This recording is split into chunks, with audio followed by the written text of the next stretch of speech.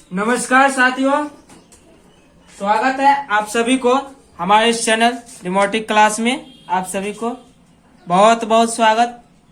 दोस्तों, आज हम लोग इस वीडियो के माध्यम से क्लास 10th के संस्कृत का फर्स्ट चैप्टर जो कि आपको मंगलम है, इसके बारे में अध्ययन करेंगे। मैं उम्मीद है कि आप लोग इन सारी चीजों को अच्छी तरह से पढ़िएगा एवं समझिएगा। तो चलिए इसे हम लोग स्टार्ट करते हैं। दोस्तों, अगर आप लोग अभी तक नए हैं एवं इस चैनल क्लास के साथ नहीं जुड़े हैं तो इस चैनल क्लास के साथ जरूर जुड़िए। तो चलिए दोस्तों, हम लोग इस चैप्टर यानी प्रथम चैप्टर आपका है कौन सा? मंगलम। कौन सा दोस्तों? मंगलम, जो कि उपनिषद से लिया गया है। कहाँ से लिया गया दोस्तों? उपनिषद से लिया गया। यानी इन चीजों को हमें याद रखना है। मंगलम कहाँ से लिया गया? तो मंगलम आपको उपनिषद से लिया गया। उसके बाद दोस्तों, इसका हेडिंग हम लोग समझते हैं, पढ़ते हैं। हेडिंग है दोस्तों, उपनिषद वैदिक वाङ्मयस् अंतिमे भागे दर्शन शास्त्र सिद्धांतान् प्रकटयन्ति। यानी उपनिषद वैदिक वाङ्मय के अंतिम भाग में दार्शनिक सिद्धांतों को प्रकट करते हैं। कहा जाएगा दोस्तों, उपनिषद वैदिक वाङ्मय के अंतिम भाग में दार्शनिक सिद्धांतों को प्रकट करते हैं। उसके बाद दूसरा प्लान है सर्वत्र परम पुरुषस् परमात्मना महिमा प्रधानतया गीतिये। इन उपनिषदों में ब्रह्मा परमेश्वर की महत्ता का गुणगान किया गया है। उसके बाद अगला हेडिंग आपका तेन प्रात्मना जगत व्यंच पुरुषतम चास्ति। यानी उसी महान ईश्वर के द्वारा इस संसार का संचालन होता है। आगे आपका सत एव सर्वेशम तपसाम परम लक्ष्यम। यानी जिसको पाकर सभी अपने परम लक्ष्य को प्राप्त कर जाते हैं। क्या दोस्तों? जिसको पाकर सभी अपने परम लक्ष्य को प्राप्त कर जाते हैं।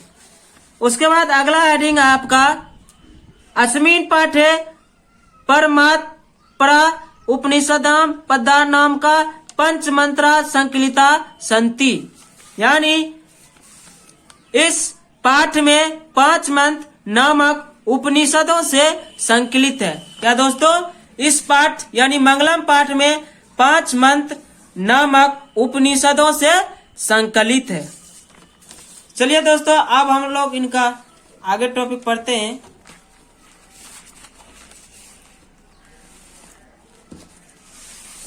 पहला आपको दोस्तों जो कि आप देख रहे हैं, हिरण्मयेन पात्रेण सतस्य पीतम मुखम तत्वम पुषन फावरिनु सद्धर्माय दृष्टियते। क्या दोस्तों?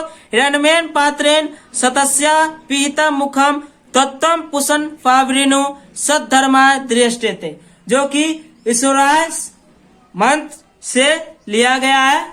तो इसका हम लोग हिंदी देखते हैं। क्या देखते हैं दोस्तों? हिंदी।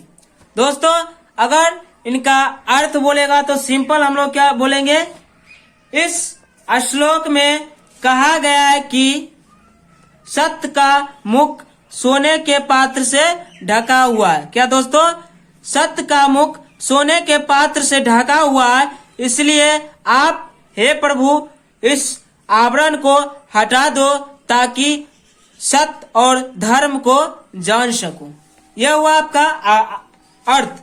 अगर इन्हीं को भावार्थ लिखने के लिए बोलेगा तो हम लिखेंगे प्रस्तुत श्लोक ईश्वरास उपनिषद में संकलित तथा मंगलम पाठ से लिया गया है।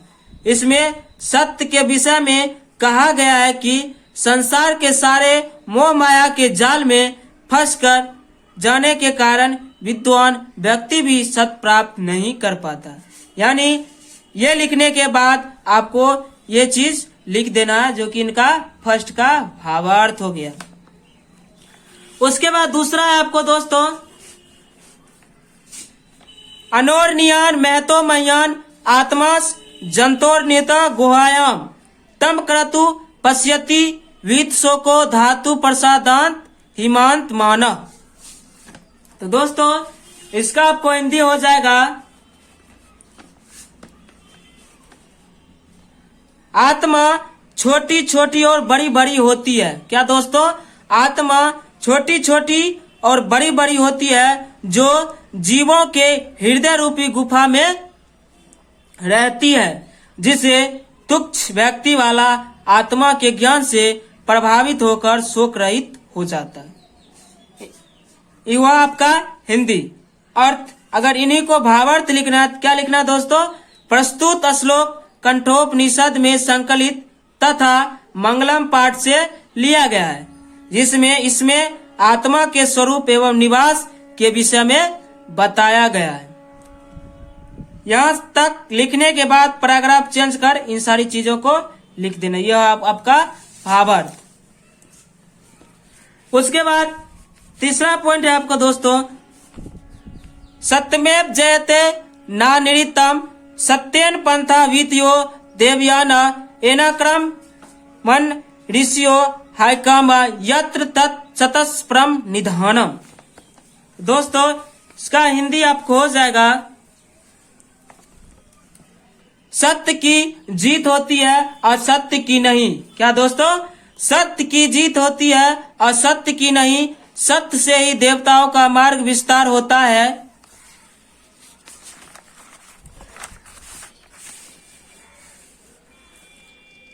जिसे ऋषिगण कामनाओं को पाना चाहते हैं वही सत्य का परम स्थान है। अगर इन्हीं को हम लोग भावार्थ अर्थ में देखेंगे, क्या जाए दोस्तों? प्रस्तुत श्लोक मुंडकोपनिषद में संकलित तथा मंगलम पाठ से लिया गया है, जिसमें जीवन की कामनाओं सत्य और असत्य के बारे में बताया गया। इनको लिखने के बाद इन सारी चीजों को पैराग्राफ चेंज कर लिख लेना। उसके बाद अगला टॉपिक दोस्तों,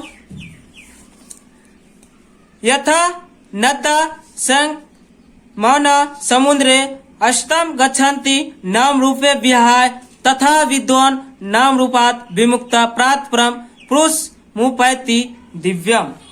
इसका दोस्तों आपको अर्थ हो जाएगा,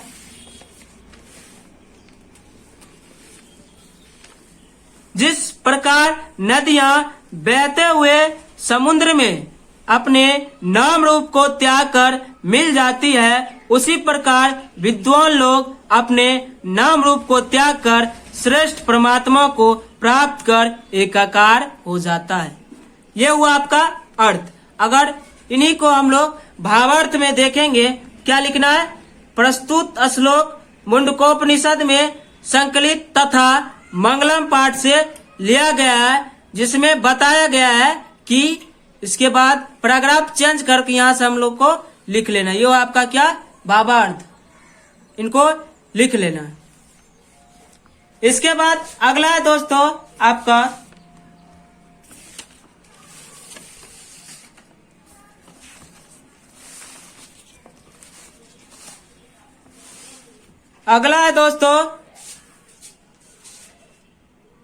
वेदा मेतम पुरुषम महांतम आदित्यवर्ण तम स प्रस्प्रात तमेव विदित्वादि मृत्यु मेदि नान्य पंथा द्वितीय अयनाय। इसका दोस्तों आपको भावार्थ हो जाएगा,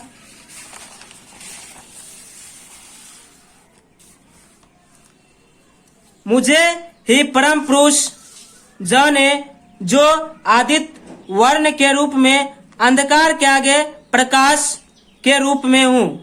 क्या? मुझे ही परम पुरुष जाने जो आदित्य वर्ण के रूप में अंधकार के आगे प्रकाश के रूप में हूँ, जिसे जानकर मृत्यु को भी पार कर जाता है। इसके अलावा कोई दूसरा रास्ता नहीं हुआ। इसका यह अर्थ हुआ। अगर इन्हीं को भावार्थ लिखें, क्या लिखना है दोस्तों? प्रस्तुत श्लोक श्वेतवराह उपनिषद में संकलित तथा मंगलम पाठ से लिया गया है, जिसमें बताया गया कि मुझे ये परम पुरुष जाने जो आदित्य वर्ण के रूप में अंधकार के आगे प्रकाश के रूप में जिसे जानकर मृत्यु को भी पार कर जाते, इनके अलावा कोई दूसरा रास्ता नहीं है। तो दोस्तों ये रहा आपका मंगलम पाठ का जो कि अर्थ एवं भावार्थ। इनको समझने के बाद कुछ पॉइंटें होते हैं जो कि आप लोगों को याद रखना है। पहला दोस्तों, हिरण्यन पात्रेन कहाँ से लिया गया आपको? ईश्वराज से। अनोरनियन महतो मयान आत्मा कहाँ से लिया गया? कंठ से। उसके बाद सतमेव जयते नायत पंथा वितियो देवयाना कहाँ से लिया गया आपको? मुंडकोपनिषद से, इसको याद रखना है। उसके बाद यथा नद्दा सकमंद समुद्रे गच्छन्ति नाम रूपे विहाय कहाँ से लिया गया आपको? मुंडकोपनिषद से, इसको याद रखना है। उसके बाद दोस्तों वेदा मेतम पुरुषतम महंतम आदित्य वर्ण तमसा कहाँ से लिया गया आपको? श्वेतवाड़ा से। इसको आपको याद रखना है कहाँ से, कौन सा मंत्र से लिया गया। दोस्तों अगर ये वीडियो आपको पसंद आए तो इसे लाइक कीजिए, कमेंट कीजिए एवं जहां तक हो सके इस चैनल इस क्लास को आगे की ओर बढ़ावा जरूर दीजिए। Thanks for watching. जय हिंद दोस्तों। पुनः हम लोग नेक्स्ट क्लास में इसे आगे की ओर चलेंगे। जय हिंद।